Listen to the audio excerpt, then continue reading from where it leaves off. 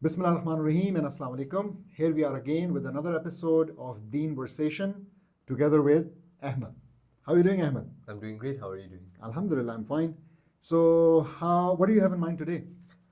Well, in the last topic about rationality in religion, it was a great start and I really completely, perfectly understood that topic.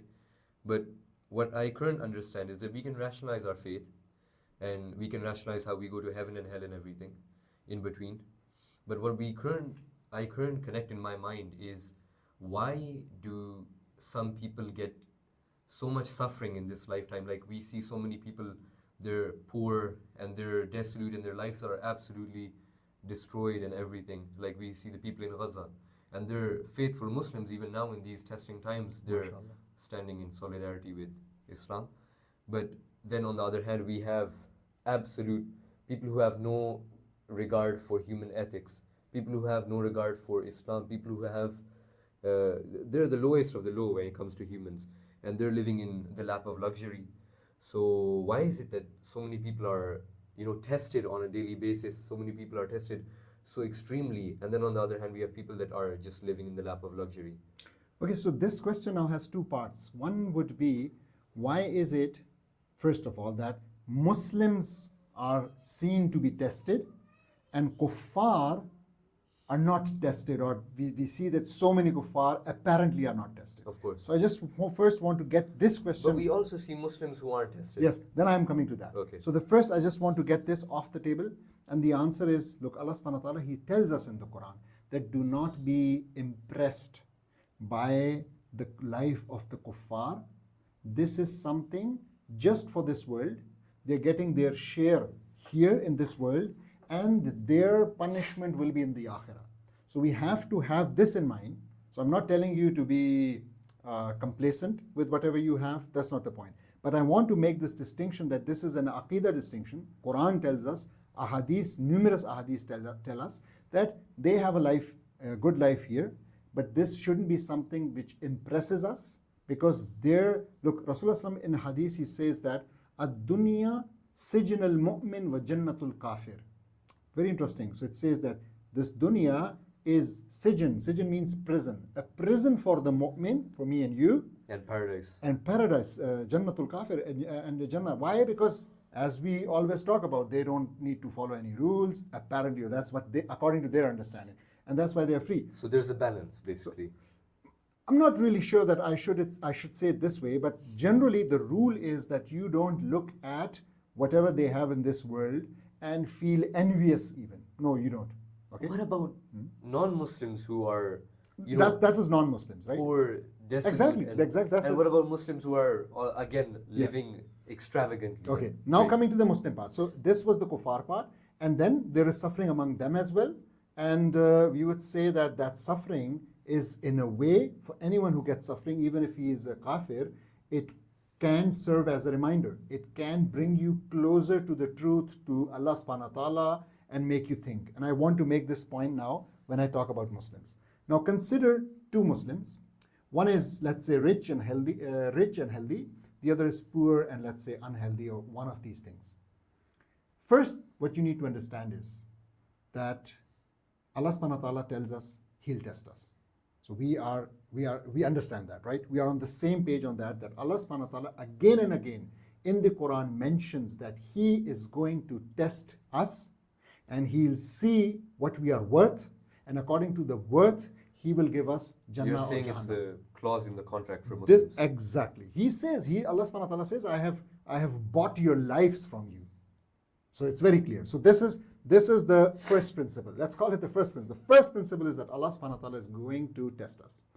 And we actually, I think we Muslims today, and in our brought up, we need to inculcate this into each person's mind, that look, Allah subhanahu wa ta'ala's model, the framework in which we live is that Allah subhanahu wa ta'ala will test us. And if there is no test, Sahaba, they used to worry. They used to doubt their iman. They used to think, are we, astaghfirullah, are we maybe munafiqeen? Why is it that Allah subhanahu wa ta'ala hasn't tested us for, say, a month or a year? A year has passed and we haven't been tested. This used to be a problem with them. So this is Allah the first loves thing. Muslims in the modern times who are getting tested on a daily basis. Look, that's what I'm coming to. So yes, the general question is, as I said, Allah will test us, and He loves testing us, and He actually loves rewarding us after being tested. So those people who are steadfast and stand their ground and remain on the haqq and don't give up, they are actually, they are those who are worthy of Jannah. This is what Allah loves. Now the thing is, when you look at someone with these luxuries in life, you think mistakenly that they are not being tested. There are two mistakes which we do there. One is very simple, which is, how do we know what other tests do they have? What do I mean by that? Their tests could be very, very, and I'm saying from their personal experience, of course their tests are very huge and we couldn't understand them. But from our perspective, if we had what they had and we had the problems, we would trade it in a second. No, that's what, as I'm saying, we don't know. Okay. Look, we don't know. A simple example. You look at yourself and you say, okay, I've got the load of a truck on me, okay? And I'm barely able to carry it. But you don't know, maybe you have an engine of the truck as well, gifted by Allah subhanahu wa ta'ala. Then you look at another person and you see that that person is barely carrying the load of a car. How do you know that that person has a bigger engine than a motorcycle? You don't know what Allah subhanahu wa ta'ala has given them, right? So that's one thing. But the point I want to make is more important. I want to establish something, which is there are tests from Allah which are positive and there are tests from Allah which are negative. Now this terminology is not a fiqh terminology, I'm just saying this to make you understand. So a negative test is which everyone sees as a test. So poverty, illness, accident, all of these things. These are negative tests. What is a positive test? A positive test is that Allah subhanahu wa ta'ala gives you something, and that is actually your test. How you use it, how you utilize it. Do you make others, do you share it with others? Are you saying that when I get tested, there is a good reason for it, or it's good that it happened?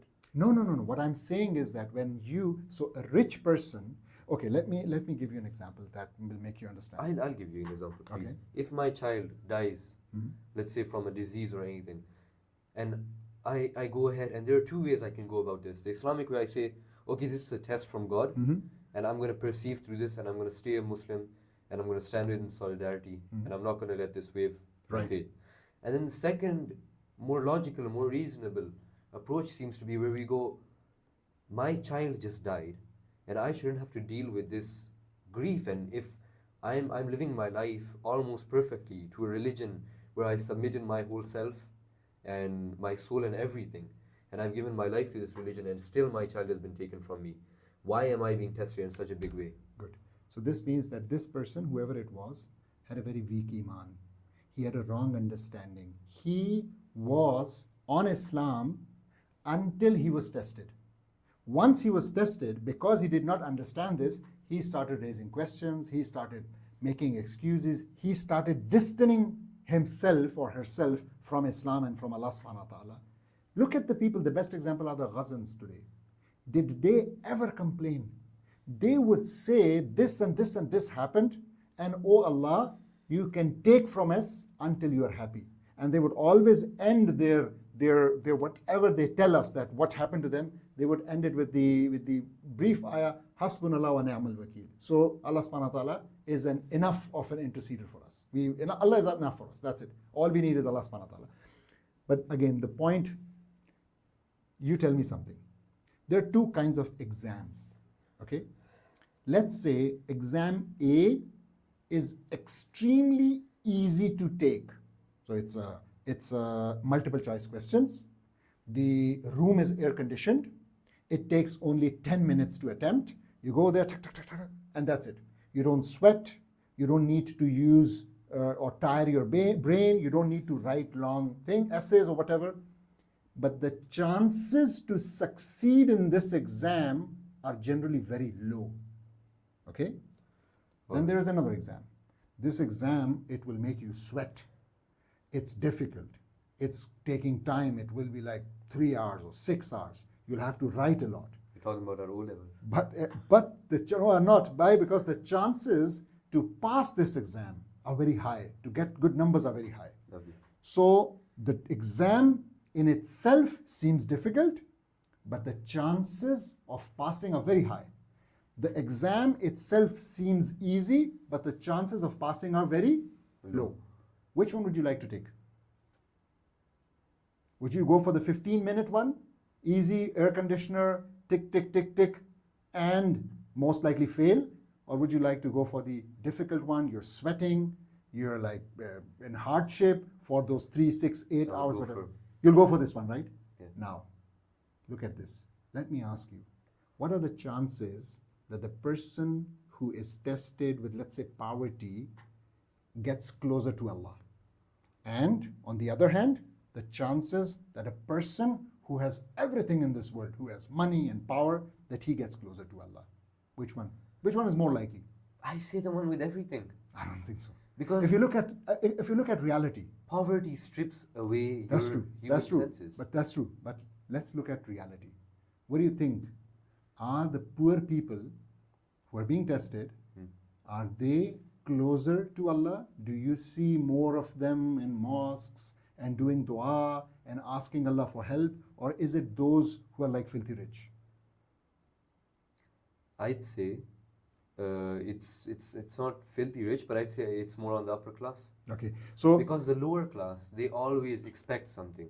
Mhm. Always expect something. For the upper class, it's a unique and it's a loving relationship between them and their Lord, and they don't expect that they'll get anything for their worship, for their submissiveness. The lower class will always have this sort of internal feeling that Allah's taken away everything for me for a test, but He will eventually give it back. Because I'm a believer and I deserve that. if they have the correct understanding, then they expect it back, not in this world, but in the hereafter. Yeah. That's the correct understanding. Okay. And that's why they don't have this greedy kind of a relationship. Okay. But I'm not trying to hint at that. What I'm trying to establish is, what the takeaway from this video should be, that there are positive tests as well. Which means that when Allah subhanahu wa ta'ala grants me something, the chances that I get far away from Allah are maybe much greater than when He takes away something. So I have seen when people become ill, they usually draw closer to Allah. Yeah, that makes They ask Allah that, please help me. When people get poor, they ask Allah, please help me get a job, find this, do all of that. When people are not tested with these things, they usually have the tendency to become arrogant. And that's in itself a big test. So what I'm trying to say is that we should actually not really wish for this test of money as well. We shouldn't wish for this test, and we shouldn't wish for this test. Why? Because this in itself is a test as well. Makes good sense. So again, health, being rich, being powerful is also a test. It's maybe a sweet one. It's one maybe for which we would do dua to have that test, but it is a test. Does that explain? It does. Okay. Thank you very much. So listeners, thanks a lot for listening, and I hope you enjoyed and you keep on sharing and commenting. Thank you very much. Assalamu alaikum.